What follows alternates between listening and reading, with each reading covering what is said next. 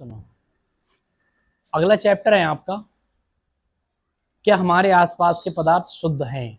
ठीक है, 9th class का अगला चैप्टर, क्या हमारे आसपास के पदार्थ शुद्ध हैं।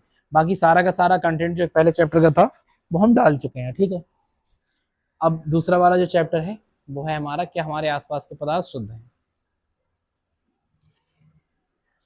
अब आप ऐसे तो समझ नहीं पाओ क्योंकि आप अंग्रेज बहुत बड़े हो, तो मैंने आपके लिए ये तो बता दिया, क्या हमारे आसपास के पदार्थ के बारे में तो मैंने बता दिया था। लिख दे रहा हूं मैं, क्या हमारे आसपास के पदार्थ शुद्ध हैं, ये लिख दिया। ठीक है, क्या हमारे आसपास का मतलब होता है पास वाले, पदार्थ का मतलब मैंने बता दिया था, जिनमें वजन होगा और जो स्थान घेरेंगे उन्हें पदार्थ कहेंगे। शुद्ध का मतलब होता है प्योर। ठीक है, इंग्लिश में समझते हो ना, प्योर, शुद्ध। अब शुद्ध का मतलब है कि जिसमें मिलावट ना हो। हम यही चेक करेंगे हमारे आसपास किसी भी पदार्थ में मिलावट है या नहीं है। अगर मिलावट है तो वो शुद्ध नहीं है, और जो शुद्ध नहीं होगा वो कैसा होगा, अशुद्ध, इम्प्योर। ठीक है, कैसा होगा, अशुद्ध। और जिसमें मिलावट है, जिसमें मिलावट है वो तो अशुद्ध होगा, और इसमें मिलावट नहीं है वो कैसा होगा, शुद्ध। अब मुझे किसी एक ऐसे पदार्थ का नाम बता दो जो बिल्कुल शुद्ध हो। देसी घी, अभी किसने बताया था, तुमने बताया था खुशबू। देसी घी, और कोई जबान, पानी, ये कौन? चलो चलो देख ले रहे हैं। और क्या, बटेर, तेल, हल्दी, मिर्च, धनिया। ठीक है, उड़द की दाल, मसूर की दाल। तो तुम मुझे यहाँ पे सब्जियां बिकवा रहे हो। देखो, हम बात कर रहे हैं कि कोई चीज, अच्छा अब आपने एक चीज तो भूल ही गए आप, वो उसका बहुत ज्यादा ऐड आता है, टाटा नमक, शुद्ध नमक। आता नहीं आता है, ये भी शुद्ध है। ठीक है, अमूल दूध बिल्कुल शुद्ध है।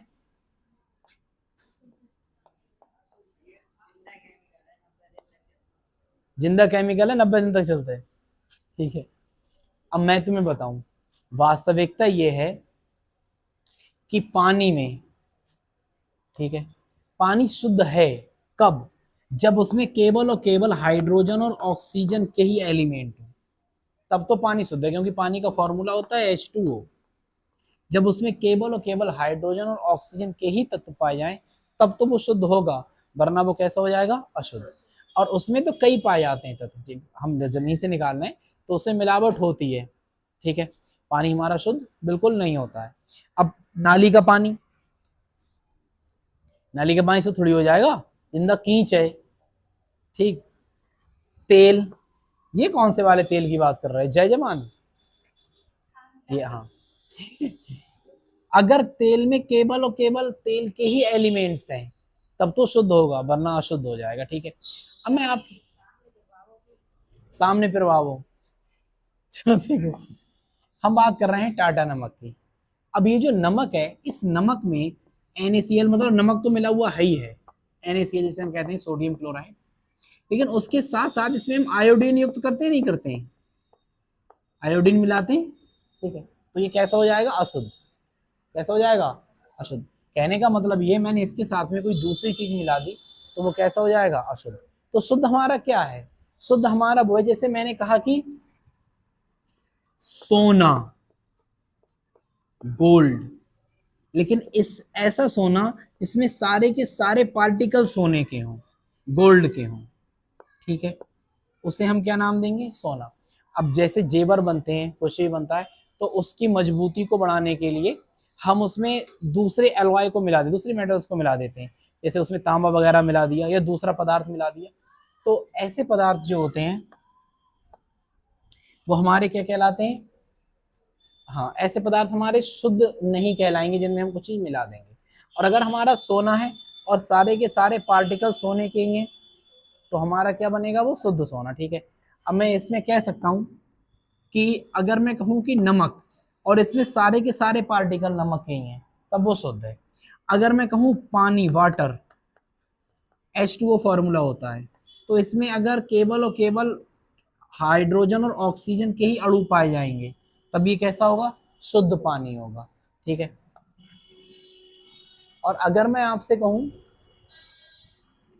कि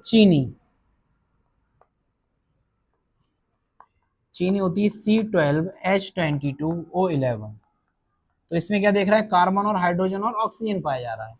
तो अगर ऐसा पदार्थ जिसमें केवल कार्बन, हाइड्रोजन और ऑक्सीजन ही पाया जाए, उसे हम क्या नाम देंगे, शुद्ध चीनी कहेंगे। समझ में आ रही बात? कहने का मतलब यह है कि अगर हम जिसकी बात कर रहे हैं उसमें केवल उसी पदार्थ के पार्टिकल या एटम या परमाणु पाए जाने चाहिए, अगर उसके अलावा कोई दूसरा आता है तो वो शुद्ध पदार्थ नहीं रहता है। आगे बात समझ में? तो ऐसे पदार्थ जिनमें केवल एक ही प्रकार के परमाणुओं से मिलकर बनते हैं, एक ही प्रकार के तत्वों से मिलकर के बनते हैं, एक ही प्रकार के परमाणु लिखो से मिलकर बनते हैं, उन्हें हम शुद्ध पदार्थ कहते हैं। ऐसे पदार्थ जो एक ही प्रकार के कणों से मिलकर बनते हैं शुद्ध पदार्थ कहलाते हैं। अगर कोई दूसरा मिल गया उसमें, तो क्या हो जाएगा, वो अशुद्ध। अशुद्ध किसे कहते हैं, जिसमें मिलावट हो, किसे कहेंगे, मिलावट हो। और मिलावट कब हो सकती है, जब हमारा क्या बने, मिश्रण, क्या बने, मिश्रण। ठीक है, अच्छा मैं शुद्ध पदार्थ पे थोड़ा और बात कर लेता हूँ। शुद्ध पदार्थ कौन कौन से हैं हमारे? शुद्ध पदार्थ मैंने कहा केवल और केवल हाइड्रोजन के परमाणु, इसमें हाइड्रोजन है शुद्ध है। ठीक है, केवल और केवल हीलियम के परमाणु, हीलियम शुद्ध है। केवल और केवल लिथियम के परमाणु, लिथियम शुद्ध है। केवल और केवल नाइट्रोजन के परमाणु, नाइट्रोजन शुद्ध है। अब अगर आप सुबह बाहर निकलते हो और आप ये कहते हो कि हम शुद्ध हवा खा करके आ रहे हैं या शुद्ध हवा में होकर के आ रहे हैं, क्या ये संभव है? नहीं। क्यों? क्योंकि हवा तो कई गैसों का मिश्रण है। अरे हम लेते क्या है, ऑक्सीजन, छोड़ते क्या है, कार्बन डाइऑक्साइड। हवा में दोनों है, और सबसे ज्यादा उसमें हमारे पास क्या है, नाइट्रोजन। तो हवा शुद्ध नहीं है। ठीक है, तो हवा, मैं ये कहूंगा, शुद्ध ऑक्सीजन जब हम लेंगे बिल्कुल प्योर, तभी वो क्या होगी, हमारी शुद्ध ऑक्सीजन होगी। लेकिन अगर हम कहें कि हम शुद्ध ऑक्सीजन ग्रहण करके आ रहे हैं, तो ये बदतमीजी वाली बात है, ऐसा हमें नहीं कहना चाहिए। ठीक है, तो बहरहाल कहां पर पहुंच गए, शुद्ध क्या होते हैं, जो केवल एक ही प्रकार के परमाणुओं से मिलकर बनते हैं, शुद्ध होते हैं। ये सारे के सारे तत्व हैं, बाकी मैं इनके बारे में आपके लिए आगे बताऊंगा, बट डिटेल में बहुत तफसीर से समझाऊंगा। ठीक है, हाँ अशुद्ध की बात कर रहे हैं, अगर मिलावट हो गई तो उसे हम क्या नाम देंगे, अशुद्ध पदार्थ। और अशुद्ध पदार्थ जो होता है उसे हम दूसरा नाम देते हैं मिश्रण का। क्या नाम देंगे, मिश्रण। मिश्रण का मतलब होता है मिला होना। अब मिलेगा तो तब ना जब दो चीजें होंगी, तो दो या दो से अधिक पदार्थों के, दो या दो से अधिक यौगिकों के इसके मिलने से जो बनता है उसे हम क्या कहते हैं, मिश्रण कहते हैं। आप ये कह दो या दो से अधिक पदार्थों से मिलकर जो बनेगा उसे क्या कहेंगे, हम मिश्रण कहेंगे। समझ में आ रही बात? दो या दो से अधिक पदार्थों से जो मिलकर बनेगा उसे मिश्रण कहेंगे। जैसे चीनी, और उसमें क्या घोल दिया, चीनी सॉरी क्या में घोल दी, पानी में, बनेगा क्या, शरबत। क्या बनेगा, मुझे बताओ, चीनी भी है पानी भी है, अशुद्ध हो गया ना, दूसरी चीज मिल गई, अशुद्ध हो गया। अशुद्ध होने के बाद जो कंटेंट बना उसे क्या कह रहे हैं, शरबत। ठीक है, पानी में आपने मिट्टी घोल दी, मिश्रण बन गया, अशुद्ध हो गया। ठीक है, वाटर में आपने क्वार्टर घोल दिया, नहीं मिश्रण है ये, क्या, वाटर विद क्वार्टर। ठीक है, वाटर विद क्वार्टर। ये पौआ जो होता है, देसी ठर्रा, दिलबर, बसंती, रॉयल स्टैग, ब्लैक डॉग, ये क्या तुम मुझे सिखा रहे हैं आप? ठीक है, ये हमारा क्या है, मिश्रण है। ठीक है, तो बात समझ में आ गई कि अगर एक ही प्रकार के तत्व पाए जा रहे हैं तो हमारा शुद्ध है, और अगर एक से ज्यादा प्रकार के पाए जा रहे हैं तो कैसा है, अशुद्ध है। ठीक है, और वो इम्प्योर हमारा क्या आ जाएगा, वो उसे हम कहेंगे अशुद्ध पदार्थ को मिश्रण। उसमें दो या दो से अधिक पदार्थ मिले होंगे तो क्या नाम देंगे, मिश्रण। एक मैंने ये मिश्रण आपके लिए लिख दिया। ठीक है, अब मैं आपके लिए आगे बता रहा हूँ चैप्टर का ये सारा का सारा जो पढ़ा रहा हूँ, ऐसा नहीं कहीं अपनी तरफ से मैंने बनाया, और मैं अपनी तरफ से क्या बनाऊंगा, मुझे एक बात बताओ, वीडियो तो नहीं रुकी है?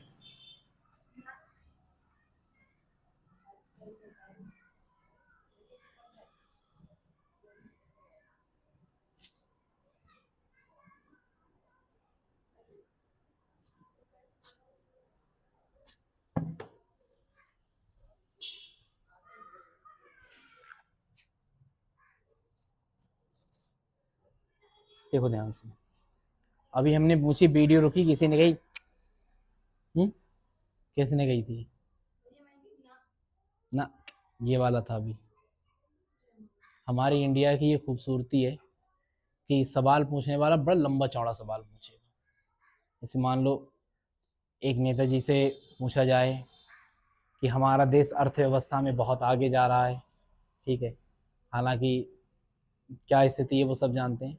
हमारा देश अर्थव्यवस्था के जिस चरण को पार कर रहा है, वो अर्थव्यवस्था दूसरे देशों से किस प्रकार भिन्न है, क्या आप इसे हमें बताना चाहेंगे?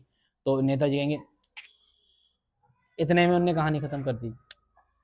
पत्रकार फिर पूछ रहा है कि हमारे देश में जो बेरोजगारी फैली है, जो हमारे युवा बेरोजगार हैं, सड़कों पर आ गए हैं और परेशान ज़्यादा रहते हैं, ठीक है, आप उनके बारे में क्या कहना चाहेंगे? कुछ कहना चाहेंगे?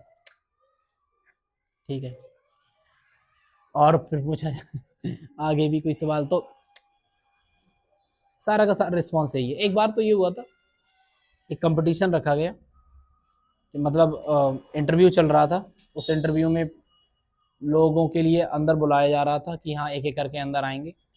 तो एक शर्त रख दी गई कि अंदर ऐसे आप जाते हैं तो पूछते हैं, मैं आई कम इन सर, क्या मैं अंदर आ जाऊं? ठीक है, तो वहाँ पर एक शर्त रखी गई कि जितने लोग बैठे हैं, अलग अलग देशों के थे, ठीक है, या अलग अलग जगह के आप कह दो, तो उनसे रखा गया कि जो सबसे कम शब्द बोलेगा, कम शब्दों में पूछेगा कि अंदर आ जाऊं, उसी को अंदर आने दिया जाएगा। तो कोई गेट पे जाता तो पूछता, मैं आई कम इन सर। कोई आता, वो पूछता कि क्या मैं अंदर आ जाऊं? कोई आता, मैं आई कम। कोई जाता, कम इन। ठीक है, तो तरह तरह से चीजें पूछी गई। लेकिन हमारे देश का एक छोरा था, उसने दरवाजा खोला और पूछा, घुसूं? ठीक है तो यहाँ से भी हम ही जीत गए, ठीक है, एक ही बात में घुसूं चला गया ठीक है, तो ये हमारे देश की खूबसूरती है, कितना भी लंबा तगड़ा सवाल हो, एक्सक्यूज मी कहने में मजा नहीं है, जो हट बे कहने में है, रट कहाँ खड़ा है, अब एक्सक्यूज मी ये क्या है, और पीछे पकड़ कर रट, ये इसमें ज्यादा मजा है, इसमें ज्यादा मजा है। इधर देखो, कहाँ पर पहुंच गए? क्या बता रहा था मैं? मिश्रण, सॉरी, अशुद्ध पदार्थ। अशुद्ध पदार्थ जो हमारे हैं, वो हमारे क्या कहलाते हैं? मिश्रण कहलाते हैं। अब ये मिश्रण दो तरह के हो सकते हैं, एक होगा समांगी मिश्रण और एक होगा विषमांगी मिश्रण। ठीक है, समांगी मिश्रण और एक विषमांगी मिश्रण। होता क्या है, इधर देखो, ऐसे मैंने क्या बताया, दो या दो से अधिक पदार्थों के मिलने से जो प्राप्त होता है उसे मिश्रण कहते हैं। ठीक है, अब दो तरह के होंगे, एक समांगी एक विषमांगी। समांगी का मतलब है एक जैसे दिखाई देंगे, बिल्कुल साथ साथ एक एक संग दिखाई देंगे। जैसे मैं आपसे कहूं, चीनी में क्या मिला दूं? मम, पानी, और घुलकर क्या बन जाएगा? शरबत। मुझे बताओ कि शरबत मिश्रण है कि नहीं? शरबत मिश्रण है। अब इस शरबत को अगर आप एक गिलास में भरोगी, खुशबू खुशबू, एक शरबत को गिलास में भरोगी, तो मुझे एक बात बताओ, तुम्हें कहीं से ये लगेगा कि यहाँ पर अलग चीज है, यहाँ अलग चीज है, यहाँ अलग चीज है? तुम कहीं से पी करके देख लो, कहीं से चाट के देख लो, कहीं से निकाल के देख लो, अगर चीनी को आपने पूर्णतः घोल दिया है तो वह उतनी ही मीठी होगी, जितनी ये मीठा यहाँ पर, उतना ही मीठा यहाँ पर होगा, उतना ही मीठा यहाँ पर होगा, हर तरफ उतना ही मीठा होगा। समझ में आ रही है बात? ठीक है, इसे हम कहते हैं समांगी मिश्रण। जब दो या दो से अधिक पदार्थ इस तरह से घुल जाएं, इस तरह से मिश्रित हो जाएं कि उनकी भौतिक अवस्था एक ही लगे, ऐसे मिश्रण को हम क्या कहते हैं? समांगी मिश्रण कहते हैं। जब एक पदार्थ दूसरे पदार्थ में पूर्णतः घुल जाता है, तब उसे हम समांगी मिश्रण कहते हैं। इस विलयन को हम इस मिश्रण को हम विलयन भी कहते हैं। क्या कहते हैं? विलयन, सॉल्यूशन। ठीक है, इसे हम विलयन भी कहते हैं। तो मैंने क्या बताया आपके लिए, समांगी मिश्रण क्या होता है? जब दो या दो से अधिक पदार्थ एक दूसरे में इस प्रकार से मिश्रित होते हैं कि उनकी एक ही प्रावस्था या एक ही भौतिक अवस्था हो जाती है, तब इसे हम समांगी मिश्रण कहते हैं। एक ही भौतिक अवस्था की तरह वो लगते हैं, समांगी मिश्रण कहते हैं। जैसे चीनी का पानी में, जैसे पानी को आप नमक में, सॉरी, नमक को आप पानी में घोल दो, ठीक है, नमकीन पानी जो बनेगा वो भी आपका एक ही जैसा होगा। सही है, जैसे कि कल पढ़ाऊंगा। Thank you.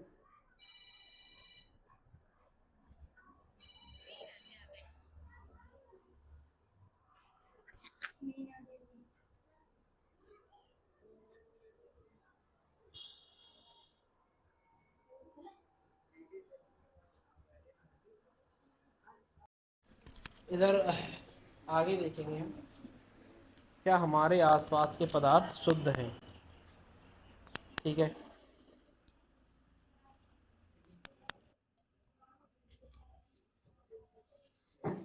अगला चैप्टर है क्या हमारे आसपास का शुद्ध है। क्या मैंने बाष्पीकरण समझा दिया था तुम्हें? नहीं हुआ है? चलो देखते हैं, इसे कर लो एक बार। ठीक है, क्या हमारे आसपास के पदार्थ शुद्ध हैं? ध्यान से देखो, हम बात करेंगे केवल और केवल शुद्ध पर, और दूसरा होगा अशुद्ध। अब ये क्या चीज है शुद्ध अशुद्ध? शुद्ध का मतलब है किसी भी यौगिक में, कोई भी यौगिक जिन जिन चीजों से मिलकर के बना है, ठीक है, उसमें केवल और केवल वही चीज पाई जाए, उसे क्या कहेंगे? हम शुद्ध कहेंगे। कोई भी यौगिक जिन जिन चीजों से मिलकर के बना है, उसमें केवल और केवल वही चीज, वही वस्तु पाई जाए, तब वो कैसा होगा? शुद्ध। वरना कैसा होगा? अशुद्ध। एक उदाहरण समझ रहे हैं, जैसे लिखा हुआ आता है टाटा नमक, शुद्ध नमक, नमक, ठीक है। अब जो नमक आ रहा है उसका फॉर्मूला क्या होना चाहिए? सोडियम क्लोराइड, उसका फॉर्मूला होना चाहिए, ठीक है। लेकिन ये तो लिख कर क्या आता है? टाटा नमक, शुद्ध नमक, ठीक है। और वो एक साथ साथ और लिखता है आयोडीन युक्त नमक। आयोडीन युक्त नमक का मतलब उसमें आयोडीन मिली हुई होगी। अगर केवल और केवल सोडियम और क्लोराइड होता तब तो वो शुद्ध होता, और सोडियम क्लोराइड के अलावा अगर उसमें आयोडीन आ गया तो वो कैसा हो जाएगा? अशुद्ध। तो कहने का मतलब ये है, कोई यौगिक जिन पदार्थ, जिन तत्वों से मिलकर बनता है, उसमें केवल और केवल वे ही तत्व पाए जाने चाहिए, दूसरे तत्व नहीं पाए जाने चाहिए। कि चेहरा ब्लर आ रहा है, कि धुंधला है चेहरा? सही है वीडियो? दूसरे तत्व नहीं पाए जाने चाहिए, तो उसे क्या कहते हैं? शुद्ध। अब आप इसे कैसे लिखोगे? जैसे मान लीजिए मैंने एक बिस्किट ले लिया कॉपर का, कॉपर का टुकड़ा ले लिया, कॉपर मतलब तांबा, और इस ये पूरा का पूरा तांबे से ही बना हुआ है, तो ये कैसा होगा? और लड़कियों, एक मैंने ले लिया सोने का बिस्किट, ठीक है, मतलब मैंने लिया नहीं है, मेरा इतना कब्जा नहीं है, लेकिन एक अगर हमने सोने का बिस्किट ले लिया, बिस्किट मतलब ईंट शीट ले ली उसकी, ठीक है, और इसमें केवल सोना ही है, तो ये कैसा होगा? शुद्ध सोना, ठीक है। तो जब कोई भी पदार्थ एक ही प्रकार के पार्टिकल, एक ही प्रकार के कणों से मिलकर के बनता है, तब ऐसे पदार्थ को हम शुद्ध पदार्थ कहते हैं। आ रही बात सुन? जब कोई भी पदार्थ एक ही प्रकार के कणों से मिलकर बनता है, तब ऐसे पदार्थ को हम शुद्ध पदार्थ कहते हैं। अशुद्ध क्या है? अशुद्ध का मतलब है जो एक से ज्यादा प्रकार के पदार्थों से मिलकर के बनेगा, वो कैसा होगा? अशुद्ध। एक जैसे मैंने तुम्हें अभी उदाहरण दे दिया, इसमें सोडियम मिला दिया। अब कोई भी मिलावट वाली चीज ले लो, वो कैसी होना है? अशुद्ध होना है। जैसे, जैसे पानी, पानी के साथ तुमने क्या मिला दी? चीनी। पानी के साथ तुमने चीनी मिला दी, कैसी होगी? शुद्ध होगा या अशुद्ध होगा? ये अशुद्ध होगा, ठीक है। तो जब हम किसी एक वस्तु के साथ दूसरी वस्तु, एक पदार्थ साथ दूसरे पदार्थ को मिला देते हैं, तब ऐसे बनने वाले नए पदार्थ को हम अशुद्ध पदार्थ कहते हैं। आ रही बात समझ? और जो एक ही प्रकार के तत्वों से मिलकर के बने, वो कैसा होगा? शुद्ध। और जो अलग अलग प्रकार के तत्वों से मिलकर बने, कैसा होगा? ठीक है, इतनी बात समझ में आ गई? तनिक आगे बढ़े, लिखा तो मैंने तुम्हें ये दिया ये। अब पहले हम अशुद्ध चीजों को पढ़ेंगे, फिर शुद्ध को पढ़ेंगे, ठीक है। देखो अशुद्ध चीजें कितने प्रकार की होती हैं। अशुद्ध दो प्रकार की होती है। अशुद्ध, अच्छा हमने एक चीज दूसरे में मिला दी है, ठीक है, तो इस अशुद्ध को हम दूसरा नाम भी दे देंगे मिश्रण। क्या कह देंगे? मिक्सचर कर दिया है हमने, एक से ज्यादा चीजें मिला दी हैं, तो उससे क्या नाम दे दिया है हमने? मिक्सचर, मिश्रण का नाम दे दिया, ठीक। अब ये मिश्रण भी दो तरह के होंगे, समांगी मिश्रण और विषमांगी मिश्रण, ठीक है। समांगी मिश्रण और ये कैसा होगा? विषमांगी मिश्रण, ठीक है। तो ऐसे मिश्रण, तो मतलब अशुद्ध पदार्थों को हम दूसरा नाम देते हैं मिश्रित पदार्थों के, मिश्रण को। और दो तरह के होते हैं, एक होता है समांगी, एक होता है विषमांगी। समांगी का मतलब है एक पदार्थ दूसरे पदार्थ में पूरी तरह से घुल मिल जाए, ठीक है। एक पदार्थ दूसरे पदार्थ में पूरी तरह से घुल जाए, जैसे पानी और पानी और नमक, ठीक है। ऐसे पदार्थ को हम कहते हैं, ऐसे मिश्रण को हम कहते हैं समांगी मिश्रण। तो जब एक पदार्थ दूसरे पदार्थ में पूर्ण रूप से विलय होता है, घुल जाता है, तब ऐसा मिश्रण हमारा समांगी मिश्रण कहलाता है, ठीक है। दूसरा हम नाम देंगे विषमांगी का। विषमांगी का मतलब है एक पदार्थ दूसरे पदार्थ में पूरी तरह से ना घुल पाए या उनकी प्रवस्था एक ही ना हो, जैसे जैसे लोहे की छीलन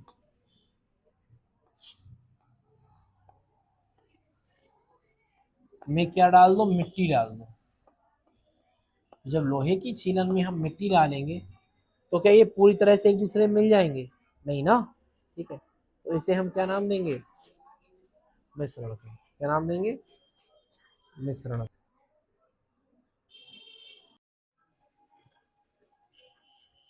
चलो देखो, ठीक, लोहे की छीलन को क्या मिला दिया हमने? मिट्टी में, तो ऐसा मिश्रण बनेगा विषमांगी मिश्रण। यहाँ पे कह सकते हैं समांगी मिश्रण को कि हमने जब एक चीज दूसरे में मिलाई, ठीक है, एक जब हमने दूसरे में मिलाया तो उसकी एक ही प्रावस्था होगी। एक ही प्रावस्था का मतलब ये है कि अगर चीनी और पानी को आप मिलाओगे तो आपके लिए पानी की तरह तो ही दिखाई देगा, बताओ। चीनी को नमक में मिलाओगे तो आपके लिए पानी की तरह तो ही दिखाई देगा, सही है। इसलिए इस वाले समांगी मिश्रण को हम दूसरा नाम भी दे देते हैं, क्या कहते हैं उसे? विलयन। क्या कहते हैं? विलयन। या इसी को हम कहते हैं विलयन को वास्तविक विलयन, ट्रू सॉल्यूशन, ठीक है। मैं फिर से बता रहा हूँ, समांगी मिश्रण तो आप समझ गए, ठीक है। तो एक ही प्रवस्था जिसकी दिखाई दे वो हमारा क्या होता है? विलयन होता है, ठीक। अब हम इसी को उदाहरण ले रहे हैं, पानी और चीनी को, वाटर और शुगर। पानी और चीनी, वाटर और शुगर, पानी और चीनी, ठीक है। अब इसमें बहुत सिंपल सी डेफिनेशन को सुन लो। जिसको घोलते हैं, जिसको घोलते हैं वो कहलाता है विलय। क्या कहलाता है? और जिसमें घोलते हैं वो कहलाता है विलायक। क्या? विलायक। जिसको घोलते हैं वो विलय, और जिसमें घोलते हैं वो विलायक, और बनता है जाकर के विलयन, ठीक है। आप ये भी कह सकते हो सामान्यतः विलायक की मात्रा ज्यादा होती है और विलय की मात्रा कम होती है, और दोनों को मिला करके जो बनता है उसे हम नाम कह देते हैं विलय। अब हम मैंने आपके लिए बताया वास्तविक विलयन। तो वास्तविक विलयन क्या है? कि जब दो या दो से अधिक पदार्थों के समांगी मिश्रण को, मतलब एक दूसरे में पूरी तरह से वो घुल जाए, क्या कहते हैं? वास्तविक विलयन या फिर विलयन कहते हैं, ठीक है। ये मिश्रण के प्रकार पढ़ रहे हैं, तो इस विलयन के गुण क्या होते हैं? मैं इसे मिटा दे रहा हूं। ठीक है।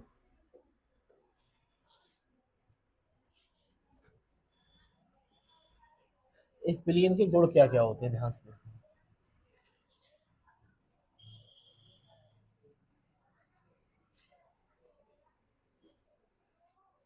बिलियन के गुण होंगे कि जब ए बोलो मत, कि जो हमारा बिलियन होगा वो एक दूसरे में इस प्रकार से घुल जाएगा कि उसकी एक ही अवस्था हो। कैसी अवस्था हो? एक ही अवस्था हो। और इसके कणों को हम नंगी आंखों से नहीं देख सकते। क्या तुमने चीनी उसमें घोल दी पूरी तरह से तो देख लोगे उसमें पड़ी हुई चीनी? नहीं ना।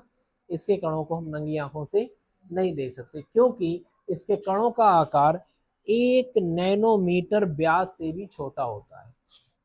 ये कण है इसके 1 नैनोमीटर व्यास से भी छोटे होंगे। अब 1 नैनोमीटर समझ रहे हो? नहीं समझ रहे हो? इधर देखो,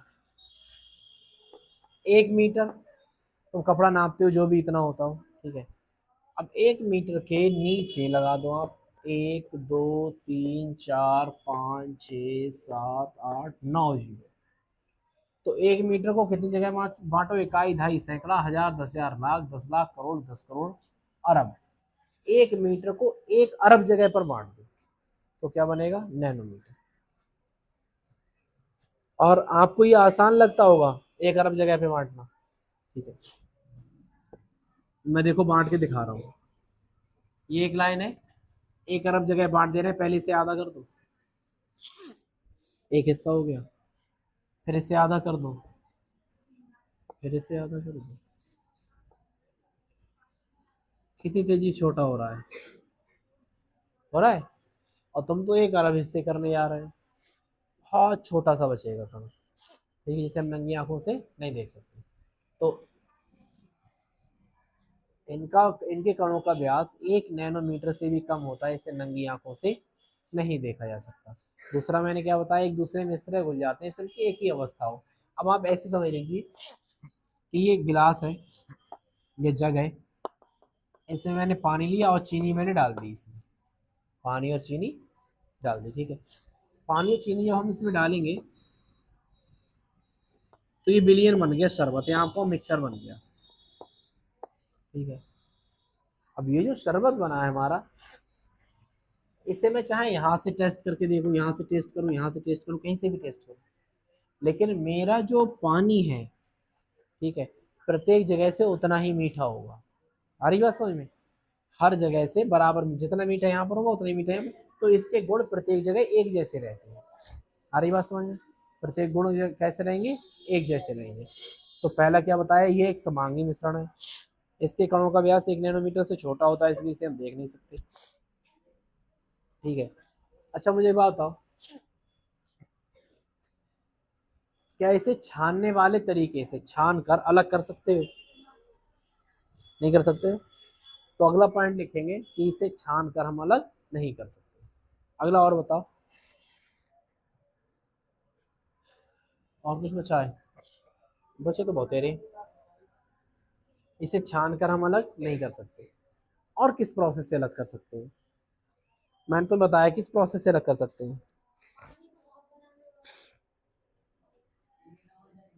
आसवन द्वारा। चीनी को मत उड़ाओ यार, आसवन द्वारा इसे अलग किया जा सकता है, ठीक है।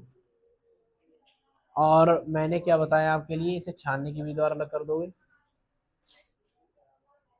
एक और है, अगर मैं इस गिलास से प्रकाश को गुजारूं, ठीक है, लाइट गुजारूं, मैंने शरबत बना लिया और शरबत से मैंने लाइट को गुजारा, क्या वो लाइट फैल जाएगी?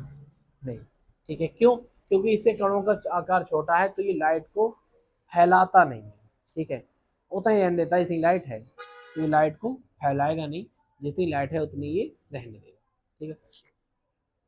एक बार मैं बता दे रहा हूँ फिर से, समांगी मिश्रण है, ठीक है। कणों का आकार इतना छोटा होता है, इसे नंगी आंखों से नहीं देखा जा सकता। प्रत्येक जगह गुण समान रहेंगे, कहीं से भी आप टेस्ट कर लोगे आपका जल कैसा निकलेगा? समान निकलेगा। प्रकाश का मार्ग दिखाई नहीं देता है, क्योंकि इससे कण कैसे होते हैं? छोटे होते हैं। दूसरा, इसकी हर जगह एकल प्रावस्था पाई जाती है, ठीक है। तीसरा, और आगे बाकी हम पढ़ेंगे, ठीक। ध्यान से देखो, हमने आपके लिए बताया था विलयन क्या होता है?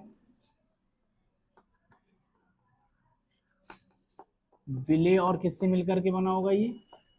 विलायक से।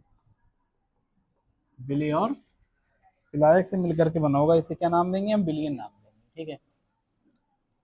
विलेय क्या होता है? जिसको घोलते हैं और जिसमें घोलते हैं। ठीक है। जिसको घोलते हैं उसे विलायक कहते हैं, जिसमें घोलते हैं उसे, सॉरी, जिसको घोलते हैं उसे, जिसको घोलते हैं उसे विलेय कहते हैं, और जिसमें घोलते हैं उसे विलायक कहते हैं। सामान्यतः विलायक वो होता है जिसकी मात्रा ज्यादा होती है। विलायक का मतलब है जिसमें चीज घुल रही है, जैसे मैंने बताया था आपके लिए चीनी और पानी। ठीक है। अब चीनी घुल रही है, ये चीनी को घोलते हैं, तो ये क्या होगा? विलेय। और ये क्या होगा? ठीक है, ये होगा विलेय, ये क्या होगा? विलायक। इसके बाद में विलयन कितने तरह के हो सकते हैं, बात को ध्यान सुनते रहना। तो तुम्हारे सिलेबस में विलयन दो तरह के हैं, वैसे होते तो तीन तरह के भी हैं। एक है संतृप्त विलयन, ठीक है, और एक है असंतृप्त विलयन। अब एक उदाहरण ले लेते हैं। हमने 1 लीटर मान लीजिए पानी ले लिया है, ठीक है। अब हम उसमें चीनी मिलाना शुरू कर रहे हैं। मैंने 100 ग्राम मिलाई, फिर 150 ग्राम मिलाई, फिर 200 ग्राम मिलाई, ऐसे में मिलाता हुआ चला जा रहा हूँ, बोलते हुए चला जा रहा हूँ। हर चीज की एक कैपेसिटी होती है। एक समय ऐसा आएगा कि चीनी घुलना बंद हो जाएगी, अब और ज्यादा चीनी नहीं घुलेगी, मतलब उतनी ही ज्यादा से ज्यादा चीनी हम उसमें जितनी जितनी घोल सकते हैं, उसके आगे हम चीनी उसमें नहीं घोल सकते। मान लीजिए हम उसमें 400 ग्राम चीनी घोल सकते हैं 1 लीटर पानी में, तो मैंने 400 ग्राम चीनी में घोल सकता हूँ, 400 ग्राम मैंने इसमें घोल दी। ठीक है। तो ऐसे विलयन को हम नाम देते हैं संतृप्त विलयन। क्या नाम देंगे? संतृप्त विलयन। तो जिसमें विलेय की अधिकतम मात्रा घुल जाए, विलेय का मतलब कोई भी पदार्थ घोलने वाला हो, उसकी जगह पे नमक भी हो सकता है, ऐसा विलयन जिसमें विलेय की अधिकतम मात्रा घुली होती है, उससे ज्यादा और नहीं घोल सकते। अरे भाई, तुम खाना खाते हो, तुम्हारी खाना खाने की कैपेसिटी तो ये है 2 रोटी, 4 रोटी, 5 रोटी। ठीक है। शादी में जाते हो तो धै रोटी। तो जो 2 रोटी 4 रोटी जो भी खाने की आपकी कैपेसिटी है, उसे हम क्या नाम देंगे? आपकी पीक पोजीशन, मतलब कैपेसिटी कहेंगे उसे। ठीक उसी तरह से जितनी मैक्सिमम मात्रा इसमें घुल जाएगी और वो मैक्सिमम मात्रा घुली हुई हो, उसे हम संतृप्त विलयन कहेंगे। तो किसी विलयन में विलेय की जितनी अधिकतम, जब अधिकतम मात्रा घुली हुई होती है, तब ऐसे विलयन को हम संतृप्त विलयन कहते हैं। अब 400 ग्राम तक हम घोल सकते थे, उससे कम तो कितना भी घोल दो घुल जाएगा, उससे ज्यादा नहीं घुलेगा। ठीक है। अब इससे कम मान लीजिए मैंने 399 ग्राम घोला है, ठीक है, या 350 ग्राम घोला है, तो जब अधिकतम से कम मात्रा हम घोलेंगे तो उसे असंतृप्त विलयन कहेंगे। अधिकतम से कम मात्रा जब घोलते हैं तो उसे असंतृप्त विलयन कहते हैं, और अधिकतम मात्रा घोल देते हैं तो संतृप्त विलयन कहते हैं। और बचा हुआ जो तुम्हारा पार्ट रह गया, वो रह गया जो तुम्हारे सिलेबस में नहीं है, अति संतृप्त विलयन। अति का मतलब है तुम बेटा बती कर रहे हो, भले ही वो 400 ग्राम से ज्यादा उसमें चीनी नहीं घोल सकती, लेकिन तुम डाल तो सकते हो, डालने कौन मना कर रहा है? तो उसे कहते हैं अति। तो मेरी बात ध्यान सुनना, ऐसा विलयन जिसमें विलेय की अधिकतम मात्रा घुली हुई होती है, संतृप्त विलयन कहलाता है। ऐसा विलयन जिसमें विलेय की अधिकतम मात्रा से कम मात्रा विलेय की घुली हुई होती है, असंतृप्त विलयन कहलाता है। और ऐसा विलयन जिसमें विलेय की अधिकतम मात्रा से भी अधिक मात्रा घुली हुई होती है, उसे हम अति असंतृप्त विलयन कहते हैं। तो हमने उसे बहुत ज्यादा मिला दिया है। अगला वाला जो चैप्टर है वो है निलंबन का। क्या है? सॉरी, निलंबन चैप्टर नहीं है, हेडिंग है निलंबन। ये निलंबन क्या है? निलंबन भी मिश्रण का एक प्रकार है। ठीक है। कैसे करके देखा जाएगा इसे। मान लीजिए एक गिलास है, उसमें पानी भरा हुआ है, और आप बचपन में जानते थे इसे, ठीक है, आप इसमें मिट्टी घोल देते थे, बचपन में जानते थे, और आप पानी में मिट्टी को घोल देते थे। तो आपके लिए बचपन से ही आप साइंटिस्ट हो, लेकिन आपने कभी इस बात का घमंड नहीं किया है, ठीक है, और आप फिर इसे हिलाते थे, और हिलाने के बाद आप उसे ठहरने के लिए रख देते थे। ठहरने के बाद कण कहाँ बैठ जाते थे? नीचे। ऐसे विलयन को हम निलंबन कहते हैं, ऐसे मिश्रण को हम निलंबन कहते हैं। तो ऐसा मिश्रण जिसमें जिसमें हम दो अलग अलग प्रवस्थाएं देख सकते हैं, या जिनके कण आपस में एक दूसरे से नहीं मिल पाते हैं, क्या कहलाते हैं? निलंबन कहलाते हैं।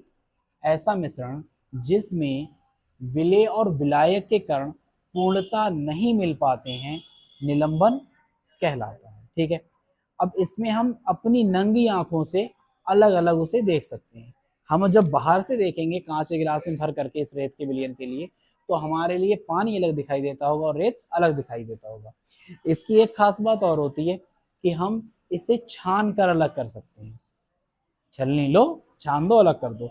अब तुम्हें छलनी से अगर रेत ना अलग कर मिले तो कोई दिक्कत नहीं है, दुपट्टे से अलग कर दो। उससे भी अलग ना कर मिले तो एक आता है हमारे यहाँ पर फिल्टर पेपर। कौन सा पेपर? ये नीट का पेपर नहीं है जो लीक हो जाएगा, ये फिल्टर पेपर है, ये लीक नहीं होगा। समझ में आ रही बात? तो एक क्या आता है? Filter paper. हाँ, फिल्टर पेपर के ऊपर डालोगे किसे? पानी के लिए, उस जो इसमें भरा हुआ है, मिट्टी के साथ भरा हुआ पानी है, आप इसमें डालोगे तो पानी जो है वो बूंद बूंद करके कहाँ आ जाए, मतलब उस फिल्टर पेपर छन के कहाँ जाएगा? नीचे आ जाएगा, और ऊपर सारी की सारी उसके रेत बच जाएगी। आ रही बात समझ में? ठीक। अच्छा, इसे और भी तरीके से हम रिफाइन कर सकते हैं, शुद्ध कर सकते हैं। कैसे करके? पानी को लिया आपने, घोला, ठीक से मिट्टी को मिलाया, पानी को रख दिया, ठीक है, गर्म कर दो, पानी भाप बढ़ के उड़ जाएगा, मिट्टी थोड़ी उड़ जाएगी। सही है, धूप में रख दो तब भी हमारा बच रहेगा। ये एक प्रोसेस हम और यूज कर सकते हैं। ठहरा दिया हमने इसे, बैठ गया नीचे तली पे, ठहर गया। अब हम एक टावर बनाएंगे जिसमें हम सैंड पार्टिकल भी रखेंगे, स्टोन भी रखेंगे, चारकोल कोयला वगैरह भी रखेंगे, जिसमें कॉटन रुई भी रखेंगे। ठीक है, और ऊपर से हम हल्के हल्के करके पानी को डालेंगे। और भी चीजें होती हैं इसमें, ऊपर से हल्के हल्के डालेंगे हम पानी को, और हमारा पानी छनते हुए, हल्के हल्के छनते हुए नीचे आएगा, और नीचे आने के बाद जो भारी कण होंगे रेत के वो ऊपर ठहर जाएंगे, और बाकी सारा का सारा पानी कहाँ आ जाएगा? नीचे। इससे भी हम फिल्टर कर सकते हैं, बेशक, काहे नहीं कर सकते हैं। तो मेरी बात को समझ रहे हो? मैं क्या कहना चाह रहा हूँ कि निलंबन एक ऐसा मिश्रण है जिसमें हम दोनों प्रावस्थाओं को, या दोनों विलेय और विलयन को अलग अलग नंगी आंखों से देख सकते हैं। विलयन के कण हम इसमें इस निलंबन को इसलिए देख पा रहे हैं क्योंकि इसके कणों का साइज थोड़ा बड़ा होता है। कैसा होता है? बड़ा साइज होता है। किससे? विलयन से। चीनी को पानी मिला दो, नहीं दिख रहा था, उसके कणों का साइज कैसा था? छोटा। इसके कणों का साइज कैसा होता है? बड़ा होता है। इसे छान कर भी अलग कर सकते हैं, फिल्टर पेपर के द्वारा भी अलग कर सकते हैं। लेकिन एक बात और है, क्योंकि इसके कण बड़े हैं, ठीक है, तो अगर देखो ये तो स्थायी नीचे ठहर गया, ठीक, अगर मैं यहां से लाइट को गुजारूंगा तो इसके कण बड़े हैं, इसलिए प्रकाश को क्या करेगा? फैला देगा। तो ये प्रकाश को फैला देते हैं। कण बड़े हैं इसलिए प्रकाश को फैला देते हैं, प्रकीर्णित कर देते हैं, और हमें प्रकाश का मार्ग दिखाई देता है उसमें। ठीक है, हमें प्रकाश का मार्ग दिखाई देता है। तो तीसरी प्रॉपर्टी इससे क्या हो जाएगी? इसके कण बड़े होते हैं, जिसके कारण जब इनसे प्रकाश को गुजारा जाता है तो हमारे लिए ये दिखाई देने लगते हैं। अगला है कोलाइडी विलयन। कोलाइडी विलयन या कोलाइडियल सॉल्यूशन। ये क्या मसला है कोलाइडियल सॉल्यूशन का? इसके कण ना तो इतने छोटे होंगे जितना कि वास्तविक विलयन के हैं, और ना इतने बड़े होंगे जितना कि निलंबन के हैं। मतलब बहुत ज्यादा बड़े भी नहीं होते हैं इसके कण, और बहुत ज्यादा छोटे भी नहीं होते हैं विलय के कण। तो कहाँ होते हैं? बीच में होते हैं कण। ठीक है, इन दोनों के बीच में कण होंगे। समझ में आ रही है बात? तो ऐसा विलयन जिसमें जिसमें विलय के कण वास्तविक विलयन के इतने छोटे नहीं होते और निलंबन के इतने बड़े नहीं होते, ऐसे कणों को हम, ऐसे विलयन को हम कोलाइडी विलयन कहते हैं। और ऐसे कणों को हम कोलाइडी कण कहते हैं। एक बार फिर से बता रहा हूँ, जिसके कण न वास्तविक विलयन के इतने छोटे होते हैं, न निलंबन के इतने बड़े होते हैं, बल्कि इन दोनों के मध्य में इनका आकार होता है, इसलिए इसे हम क्या नाम देते हैं, कोलाइडी विलयन कहते हैं। जैसे दूध, जैसे रक्त, कोलाइडी सोल्यूशन है। जैसे कोहरा, समझ में आ रही बात, कोहरा आता है जो ठंडों में। जैसे जेल, जैसे शेविंग क्रीम, ठीक है, ये सारे के सारे क्या है, हमारे कोलाइडी विलयन है। तो मैं क्या बता रहा हूँ आपके लिए कि इनके कणों का आकार इन दोनों के बीच में होगा, ना इतने ज्यादा बड़े होंगे ना इतने ज्यादा छोटे होंगे। चूंकि ये कण थोड़े बड़े हैं वास्तविक विलयन से, तो जब हम इनसे प्रकाश को गुजारेंगे तो प्रकाश फैल जाएगा, ठीक है, और आप कहो कि प्रकाश एक शंकु का आकार ले लेगा, ठीक है। इस प्रभाव को हम टिंडल प्रभाव कहते हैं। क्या कहते हैं, टिंडल प्रभाव। तो जब प्रकाश किसी भी कोलाइडी विलयन से गुजरता है तब वह एक शंकु का आकार प्रकीर्णित होकर फैल जाता है और शंकु का आकार ग्रहण कर लेता है। इस प्रभाव को हम टिंडल प्रभाव कहते हैं, क्योंकि ये टिंडल ने दिया था इसलिए इसे टिंडल प्रभाव कहेंगे। अगर इसे कोई डंठल देता तो डंठल प्रभाव कहते। समझ में आ रही बात। तो आपने ये देखा भी होगा, कभी कभी सुबह उठे हो, आप गए हो मतलब पॉपुलर वगैरह देखने के लिए अपनी, या खेत की तरफ निकले हो, या बादल हो आसमान में, तो सूरज से आने वाली किरणें ऐसी आती हैं निकल करके, ठीक है, इस तरह से आती निकल करके ऐसे। ये हमारा क्या है, टिंडल प्रभाव है। तो क्या बताया मैंने, जब प्रकाश किसी कोलाइडी विलयन से गुजरता है तब उसका मार्ग तब वह प्रकीर्णित हो जाता है, जिसके कारण वह शंकु का रूप ग्रहण कर लेता है, और इस प्रभाव को हम टिंडल प्रभाव कहते हैं, ठीक है। अगला है, अगला पॉइंट कौन सा था, ये बिस्मांगी मिश्रण होगा पहली बात तो, ठीक है। अब इन्हें कैसे करके अलग करेंगे हम, इसका फिल्टर प्रोसेस देख लो, इन्हें कैसे करके अलग किया जाएगा। तो इन्हें तो ना तो हम छान के अलग कर सकते हैं और ना ही इन्हें गर्म करके अलग कर सकते हैं, ठीक है। बताओ मुझे, क्या तुम दूध को छान करके अलग कर सकते हो दूसरे प्रोटीन से? क्या तुम दूध को गर्म करके अलग कर सकते हो दूसरे प्रोटीन से? नहीं, पानी भाप बन के उड़ जाएगा। तो अब दूध को अलग करना है तो कैसे करके करेंगे, हैं? बताया था किसी ने, बात करने बताया था, बात करने बताया, तुम्हें मुझसे बात करना है। आप जस्ट 2 मिनट के लिए बैठ जाओ, ठीक है, वीडियो चल रही है, अभी मैं आ रहा हूँ वापस, यहीं बैठ जाओ। क्या कोई बात करने आया है, कोई मिलने आया है?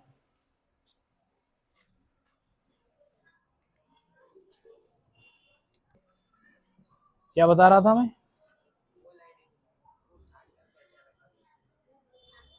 हाँ, अब कोलाइड दूध को कैसे करके अलग करो, कैसे करके सेपरेट करोगे, ठीक है, नींबू से, सही, एग्जैक्टली, ठीक है। अरे क्या होशियार लड़का, एक और होता है अपकेंद्रीय बल, अब केंद्रीय बल, इसके द्वारा अलग करेंगे। जो बताना चाहिए था वो नहीं बताया। तुम्हारे सब, तुम तो गांव वाले हो, तो तुम्हारे सबके घर पे लगभग लगभग भैंसें होंगी, नहीं होंगी तो पड़ोस वाले के यहाँ देखी होंगी। मठा चलते हुए देखा है, हैं? उससे नैनी अलग होती देती, देखी मक्खन अलग होते हुए, तो दूध से मक्खन, दही से मक्खन अलग करते हैं, तो इस प्रोसेस का यूज करते हैं अब केंद्रीय बल का, ठीक है। इसका क्या काम होता है कि ये बाहर की ओर बल लगाता है, जब हम किसी चीज को गोल गोल घुमाते हैं तो बाहर की ओर बल लगाएगा, ठीक है, जिसके कारण बाहर की ओर बल लगाने के कारण जो वो होती है नैनी, जिसे मक्खन कहते हो, वो बाहर की ओर इकट्ठी हो जाती है। तो अब केंद्रीय बल के द्वारा हम उसे अलग कर सकते हैं। तो आप अगर किसी भी कोलाइडी सोल्यूशन अलग करना चाह रहे हो तो उसे भरो और उसे गोल गोल घुमा दो, तो गोल गोल घुमाते रहोगे तुम उसे, ठीक है, तो आपके लिए पता चलेगा कि मतलब हमारी जो प्रोटीन्स वगैरह थी, दूसरी चीजें थी, वो कैसी हो गई हैं, अलग हो गई, ठीक है। अब आप इसे घर पे भी यूज कर सकते हो। आपने वो पुष्पराज मूवी देखी है, हैं? पुष्पा 2, उसमें वो चाय का गिलास ऐसे करके ऐसे कर लेता है, ठीक है, चाय भरी हुई होती है गिलास में, यूं करके घुमाकर ऐसे करके ऐसे करके कर लेता है गाने में, ठीक है। अब जो पुष्पराज मूवी में ऐसे कर गिलास घुमाया, ऐसे कर किया है, तो उसकी चाय नहीं गिरी है, चाय उसकी नहीं गिरी है। कारण ये है क्योंकि जब उसने गोल घुमाया था तो उस पर कौन सा बल काम कर रहा था? अपकेंद्रीय बल। ये गिलास था और उसने तेजी के साथ इसे घुमाया, तो ये वाला बल कहाँ काम कर रहा था? बाहर की तरफ। बाहर की तरफ जब काम कर रहा था तो चाय कहाँ जाना चाह रही थी? बाहर की तरफ। अब बाहर जाएगी तो बाहर तो ये स्थिति लगी हुई है, बाहर नहीं गिर पाएगी, इसलिए वो कहाँ गई? नीचे। लेकिन ये तुम्हें करना तेज है, ठीक है। और ऐसा नहीं कि तुम एक ही साथ बहुत मतलब आराम आराम से कह रहे हो भैया ने तो कहीं नहीं गिरेगा, तो गिर जाएगा, ठीक है। अगर आप बाल्टी भरोगे, आधी बाल्टी, ठीक है, और आधी बाल्टी को बहुत तेजी के साथ घुमाओगे, तब भी तुम्हारा पानी नहीं गिरेगा। कारण ये है अपकेंद्रीय बल। तो अब तुम्हारे लिए बस यही करना है कि तुम्हें एक बोतल लेना है जिसमें तुम्हारा 100 से देसी घी इकट्ठा हो गया हो, किनारों पे चिपक गया हो और ना निकलता हो, यहाँ पर चिपक गया हो ना निकलता हो, ठीक है। पीछे से तुम बांधना इसे और बहुत तेजी के साथ घुमाना। तो बहुत तेजी के साथ घुमाओगे तो इसका सारा का सारा घी कहाँ पर इकट्ठा हो जाएगा? यहाँ पर। फेविकोल के लिए भी यूज कर सकते हो, ठीक है। अब वो बोतल कैसी हो जाएगी? साफ। तो तुम इसे आराम से चाट सकते हो, खा सकते हो मतलब। तो ये होता है केंद्रीय बल। हम इसका यूज करते हैं प्लेटलेट्स वगैरह को रुधिर से अलग करने में, ब्लड से, ठीक है। हम टेस्ट ट्यूब लेते हैं, उसमें ब्लड भरते हैं और उसे बहुत तेजी के साथ घुमाते हैं, तो हमारा ब्लड जो होता है वो सेपरेट हो जाता है, अलग अलग उसकी परतें बन जाती हैं। इसके बारे में अब आपके लिए बताएंगे और कल। Thank you, take care, have a nice day. इस तरफ देखो, कॉपी किताब बंद कर लो, ठीक। तो अगला चैप्टर है, अगला टॉपिक है हमारा भौतिक और रासायनिक परिवर्तन। भौतिक और रासायनिक कौन सा बर्तन? परिवर्तन। अब भौतिक रासायनिक को समझना पहले ज्यादा जरूरी है, ठीक है। जिनके गुणों का हम अवलोकन कर सकते हैं, मतलब उनका परीक्षण निरीक्षण आसानी से कर सकते हैं, उसे हम या आप अच्छा उन्हें हम क्या कहेंगे? भौतिक गुण कहेंगे, ठीक। तो ऐसे गुण जिनका अवलोकन और वर्णन आसानी से किया जा सकता है भौतिक गुण कहलाते हैं। जैसे क्वथनांक, जैसे गलनांक, जैसे हिमांक, जैसे अवस्था परिवर्तन, ठीक है। ये सारे के सारे क्या है हमारे पास? भौतिक गुण है। क्वथनांक क्या होता है? वह तापमान जिस पर कोई द्रव जिस पर वातावरण का वाष्पदाब उस द्रव के वाष्पदाब के बराबर हो जाए, क्वथनांक कहलाता है। आप साधारण शब्दों में ये समझो कि जितने तापमान पर कोई वस्तु उबलने लगेगी वो उसका क्वथनांक होगा। जितने तापमान पर कोई वस्तु उबलने लगेगी वो क्या होगा? क्वथनांक। जैसे कि पानी 100 डिग्री सेल्सियस पे उबलने लगता है, तो पानी का क्वथनांक क्या हो जाएगा? 100 डिग्री सेल्सियस। ये भौतिक गुण है। हम बात करेंगे गलनांक की। वह न्यूनतम तापमान जिस पर कोई भी वस्तु द्रव ठोस से द्रव में बदल जाती है, ठोस से क्या में बदल जाए? द्रव में पहले चैप्टर में पढ़ा रखा है, ठीक है। वो हमारा गलनांक होगा। हिमांक वह तापमान जिस पर कोई वस्तु द्रव से ठोस में पहुंच जाए, हिमांक कहलाता है। पानी बर्फ में बनेगा, ठीक है। पानी क्या बनेगा? बर्फ। तो जिस तापमान में बनेगा उसे हिमांक कहेंगे। अवस्था परिवर्तन मतलब ठोस काय में बदल गया द्रव में, यही तो होगी अवस्था में परिवर्तन, ठीक है। ठोस द्रव में बदल गया, द्रव गैस में बदल गया। ये सारे के सारे परिवर्तन हमारे भौतिक परिवर्तन होंगे। अब बात करेंगे हम रासायनिक परिवर्तन की। रासायनिक परिवर्तन क्या है? ऐसे परिवर्तन जिनके परिवर्तित होने से उस पदार्थ के संगठन ही बदल जाए, ठीक है। संगठन का मतलब है वो जिन जिन चीजों से मिलकर के बना है वो चीजें ही बदल जाए, उसे हम कहते हैं रासायनिक गुण। ऐसे गुण जिसमें किसी पदार्थ के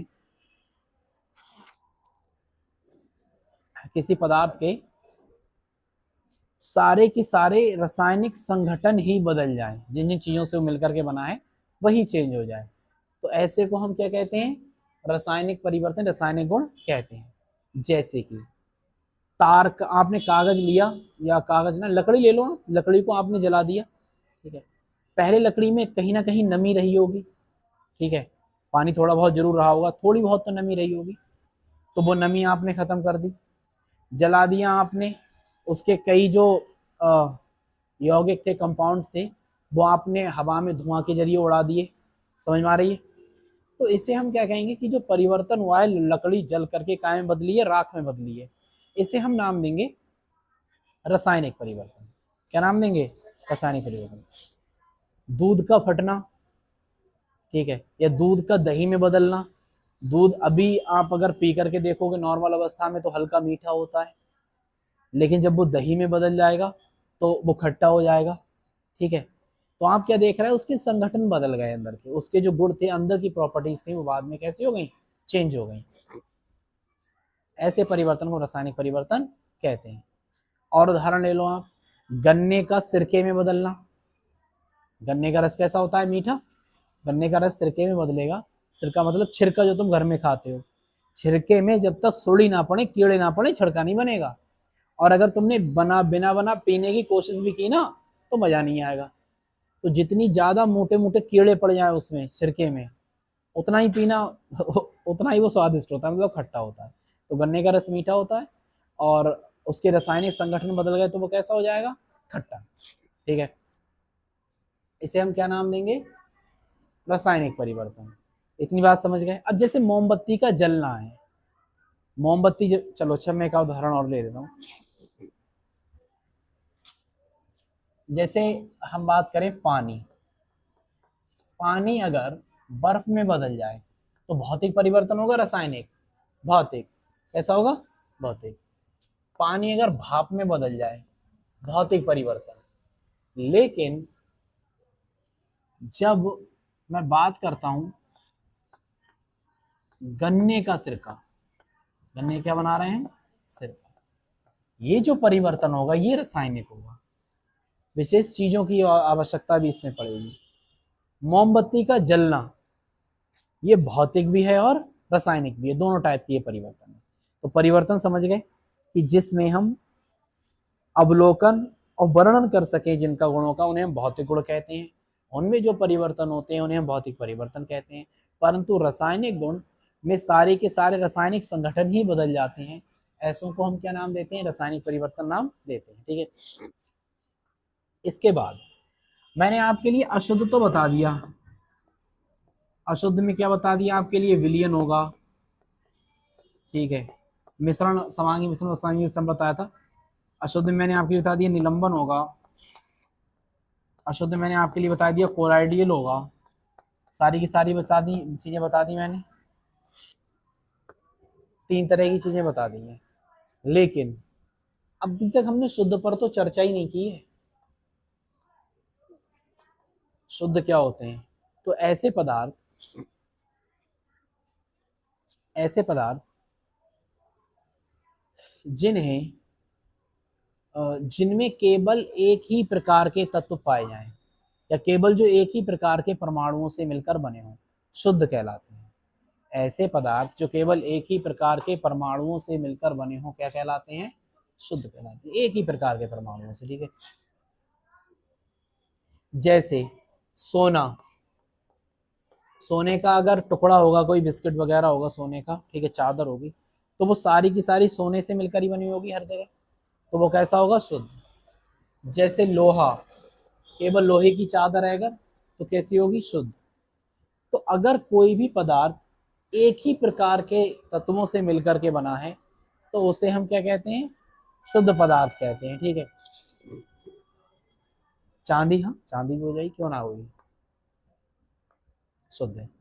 अगर मैं बात करूं जल की, H2O, ठीक है, तो जल की खास बात यह है कि जो हमारा पानी होगा, वाटर होगा, वो किस किस से मिलकर के बना है? हाइड्रोजन और ऑक्सीजन से। ऑक्सीजन, हाइड्रोजन और ऑक्सीजन से मिलकर के हमारा जल बना है।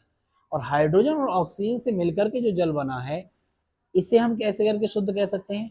यदि इसमें केवल और केवल हाइड्रोजन और ऑक्सीजन के परमाणु हो, किसके परमाणु हो?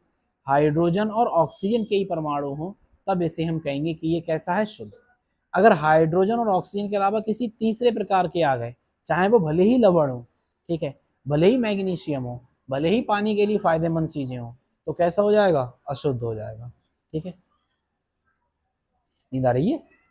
फिर नहीं आ रही है? याद आ रही है किसी की? हाँ, क्यों बंद कर रहे हो? जिसमें हाइड्रोजन और ऑक्सीजन केवल पाए जाएंगे वो क्या होगा, शुद्ध होगा। अगर हम बात करें ग्लूकोज की, ग्लूकोज डेफिनेशन होती है C6H12O6, ऐसा पदार्थ जिसमें केवल और केवल कार्बन, हाइड्रोजन, ऑक्सीजन के तत्व पाए जाएं वो भी क्या होगा, शुद्ध होगा। लेकिन केवल इन्हीं के होना चाहिए, इससे ज्यादा के नहीं होना चाहिए, तो उसे हम शुद्ध ग्लूकोज कहेंगे। समझ में आ रही बात। हम उसे शुद्ध नहीं कह सकते कि कह दिया आपसे टाटा नमक देश का नमक, शुद्ध नमक नहीं कह सकते, उसमें आयोडीन भी मिला हुआ है। आयोडीन मिल गया इसका मतलब वो कैसा हो जाएगा, अशुद्ध। शुद्ध नमक तब हो सकता है जब हम क्या नाम दें, NaCl, जिसमें केवल सोडियम और क्लोराइड मिला हुआ हो। ऐसे तत्व जिसमें केवल सोडियम और क्लोराइड के तत्व पाए जाएं उसे हम क्या कहते हैं, शुद्ध तत्व कहते हैं, शुद्ध नमक कहते हैं। ठीक है। हाँ एक बात मैं बता रहे, अगर वाटर बिल्कुल प्योर है, बिल्कुल शुद्ध है, ठीक है, तो उसकी खास बात यह है कि उसमें करंट नहीं आएगा। अगर पानी कहीं पे पड़ा हुआ हो, बिजली का तार पानी हो वहां पर, तो करंट आता है तेजी के साथ, नहीं आता है, आता है। लेकिन अगर शुद्ध जल है तो उसमें करंट नहीं आएगा, ध्यान रखना। प्योर वाटर में कभी भी करंट नहीं आता है। क्या चेक करके देख लेना, मैंने दिखाया भी था बच्चों को यहाँ पर, ठीक है, सीरीज डाल करके दिखाया था। अगर if water is pure then it is the it works as an insulator. ठीक है, ये एक अचालक की तरह काम करेगा। अब आपके लिए कैसे कंफर्म करना है, किसी जो अपने यहाँ पर दुकानें हैं, जैसे इलेक्ट्रिशियन की जो भी दुकान है उनके पास सीरीज होती है, ठीक है। अब आप प्लास्टिक के गिलास में पानी भरना, कौन सा वाला, जो RO से फिल्टर हुआ है, ठीक है, या जो वाटर कूलर वाला लेके आता है उसे चेक करना है शुद्ध नहीं शुद्ध, तो उसमें भरना आप, और उसमें तार डलवा देना सीरीज के जा करके। अगर जल गया तो पानी अशुद्ध है, और नहीं जला तो पानी शुद्ध। ठीक है, पास में होगा तो हो सकता है जल जाए, दूर रखना थोड़ा तारों को। बहरहाल तो इतनी बात समझ में आ गई। अब इसके बाद हम बात करेंगे कि तत्व क्या है। ये तत्व, तत्व क्या होते हैं। तत्व जो है हमारे ऐसे पदार्थ हैं जिन्हें किसी भी क्रिया के द्वारा अन्य सरल पदार्थों में विभक्त नहीं किया जा सकता। ऐसे पदार्थ जिन्हें किसी भी प्रक्रिया के द्वारा अन्य पदार्थों में विभक्त नहीं किया जा सकता, ठीक है, तत्व कहलाते हैं। जैसे hydrogen, helium, potassium, rubidium, caesium, francium, nitrogen, oxygen,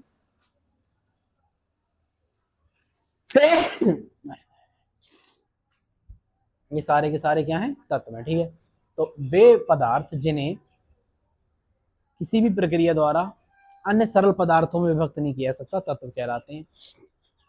अब मैंने ये ऐसे तुम्हारे लिए 30 लिखा रखे, नहीं लिखा रखे हैं, हाइड्रोजन, हीलियम, पोटेशियम, रोडियम। तो अब ये भी 3 तरह के होते हैं, एक धातु, एक अधातु और एक उपधातु। धातु क्या होते हैं, ध्यान सुनो, जो प्लस आयन देते हैं, क्या देंगे, पॉजिटिव आयन देंगे।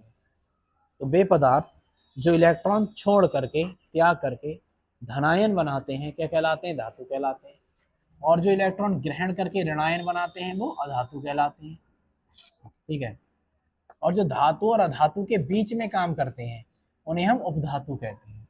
अभी तुम्हारी समझ में नहीं आया होगा, मैं समझा रहा हूँ कैसे कर काम कर रहे हैं।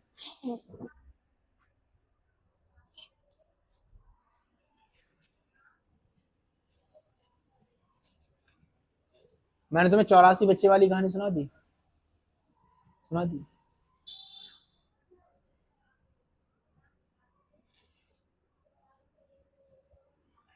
तो अब हम उससे जानने से पहले परमाणु के बारे में देख लेते हैं कि परमाणु क्या काम करता है। ठीक है, बड़ी आसान है, हर क्लास में बताता हूँ, अगली साल तुम्हें बताऊंगा, उससे अगली साल बताऊंगा, उससे अगली साल बताऊंगा।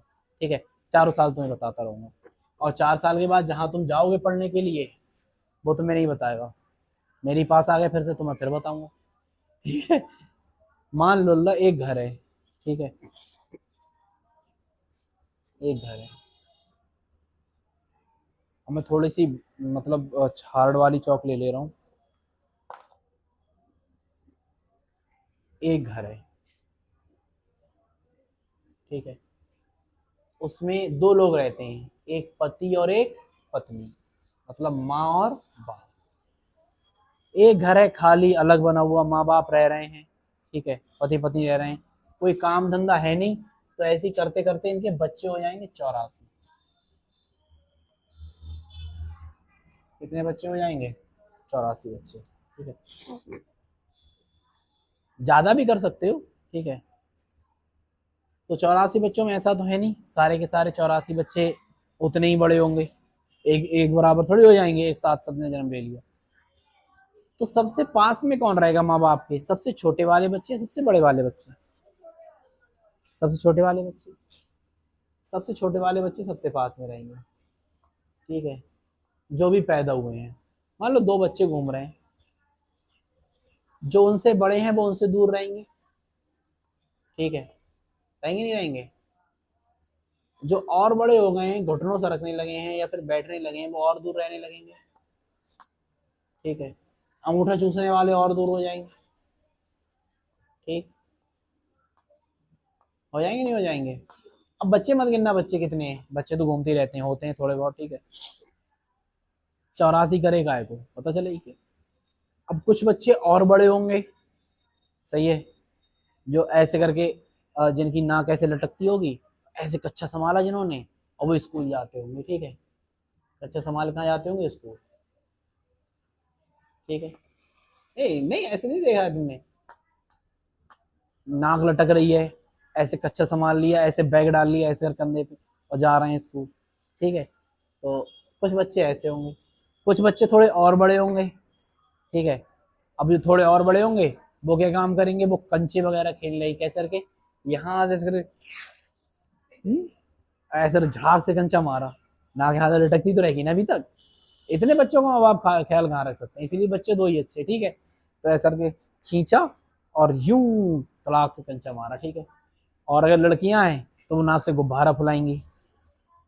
तो अब इनसे जो बड़े बच्चे होंगे, और ठीक है, वो बड़े बच्चे अनारकली के चक्कर में पड़े होंगे, सही है। किसी को देखने उखने घूमते घूमते होंगे, 9वें 10वें में जो आ गए होंगे, ठीक है, पिटने का इंतजाम करते होंगे अपने। इनसे भी जो बड़े बच्चे होंगे वो और दूर हो जाएंगे माँ बाप से, मोबाइल फोन वगैरह लेकर के, मेरे बाबू ने थाना थाया, ठीक है।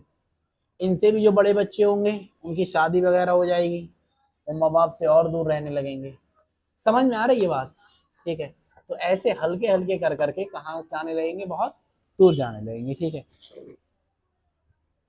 और ये जो मैंने स्ट्रक्चर बनाया है इतने दिनों से मैं परमाणु परमाणु कर रहा हूँ, ये उसी का स्ट्रक्चर है। इसे क्या कहते हैं हम? हैं? बताओ। परमाणु अलग होना चाहिए। ये क्या का स्ट्रक्चर है परमाणु का? डाल्टन ने बताया था कि परमाणु को विभाजित नहीं किया जा सकता। एक साइंटिस्ट थे, मैं आगे पढ़ाऊंगा। डाल्टन ने बताया था परमाणु को विभाजित नहीं किया, मतलब तोड़ा नहीं जा सकता। लेकिन अब मॉडर्न थ्योरी के हिसाब से परमाणु को तोड़ा जा सकता है, और उसके जो मूल कण बनेंगे, एक को हम नाम देंगे इलेक्ट्रॉन, एक को नाम देंगे प्रोटॉन, और एक को नाम देंगे न्यूट्रॉन। आ रही है बात समझ में? इलेक्ट्रॉन, प्रोटॉन और न्यूट्रॉन, ठीक है। इलेक्ट्रॉन पर माइनस आएगा, मैंने तुम्हें धनायन ऋणायन पढ़ाया है, लिखाया था। इलेक्ट्रॉन पर माइनस आएगा, प्रोटॉन पर प्लस आएगा, न्यूट्रॉन पर नहीं आएगा। ना से न्यूट्रॉन ना से नहीं आएगा, ठीक है। पास से प्रोटॉन पास से प्लस का आएगा, और ई से इलेक्ट्रॉन ई से माइनस का आएगा। ई से माइनस नहीं होता, ऐसे ही खींच रहा हूं मैं, ठीक है। ई से इलेक्ट्रॉन, इलेक्ट्रॉन क्या आएगा? माइनस का। वीडियो रुक गई क्या? समझ रहा है बात के लिए? तो रुकी नहीं तो रुक जाएगी। तो न्यूट्रॉन पर नहीं आएगा, प्रोटॉन प्लस का आएगा, इलेक्ट्रॉन पर क्या आएगा? माइनस का आएगा। मेरी बात को ध्यान से सुनते रहना। ये परमाणु का स्ट्रक्चर है। बीच में जो भी है इसे हम कहते हैं नाभिक। मतलब इन माँ बाप के घर का नाम क्या है? नाभिक। एक पापा है इसमें, रह रहे हैं। पापा से मतलब इसमें होगा एक प्रोटॉन, क्या होगा? पा से प्रोटॉन, पा से पापा, ठीक है, क्या होगा? प्रोटॉन। और एक होगा न्यूट्रॉन, क्या होगा? न्यूट्रॉन, ठीक है। नखरे वाली होगी, ना से नखरे वाली, ना से न्यूट्रॉन, ठीक है। और जो बाहर चारों तरफ घूम रहे हैं इन्हें हम नाम क्या देंगे? इलेक्ट्रॉन। ठीक है, तो परमाणु के बीच का भाग ठोस और दृढ़ होगा, उसे नाभिक कहेंगे। और नाभिक में क्या होंगे? प्रोटॉन और न्यूट्रॉन। दो चीजें होती हैं नाभिक में, प्रोटॉन और न्यूट्रॉन। और चारों तरफ जो बाहर घूमते रहते हैं वो क्या होते हैं? इलेक्ट्रॉन। ये हमारा परमाणु बना है। ठीक है, अब धातु अधातु कैसे करके बनती है ये मैं आपके लिए फर्दर बाद में बताऊंगा। समझ आ रही बात? तो कल इसमें मुक्कालात करते हैं, इसे ध्यान रखना। ठीक है।